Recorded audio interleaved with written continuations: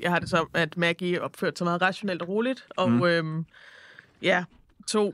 især i forhold til, at hun har nogle ting, hvor hun virkelig har nogle farproblemer, der har det som, hun opførte sig på en måde, som måske var faktisk meget præcis, hvad hendes far ville have gjort. Så det gør hun, at har nogle følelser, og nu har hun nogle conditions, som hun går rundt med. Ja. Så fik vi en meget bekymrende tale fra vores nye rektor, om at nogle af os ikke vil overleve. Der tror jeg stadigvæk, jeg har lidt sådan en reaktion om sådan, undskyld. Men ja. Og så bliver jeg mobbet af guitar-dinosaurus. Som du på plads.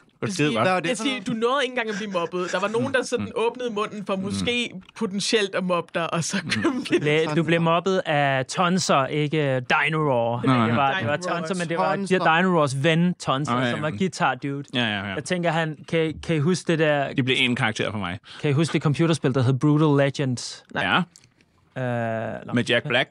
Ja, men jeg tænker, han ser sådan ud. Som Jack Black? Ikke som Jack. Har sådan lidt eller det der. What? Er det Tonser, eller det er Tonser. Du solgte ikke, hvordan de så ud, fordi det ligner min bedste ven, det der. Ham vil jeg være venner med. Og så sagde du, den anden Dino Raw er bare en dinosaur.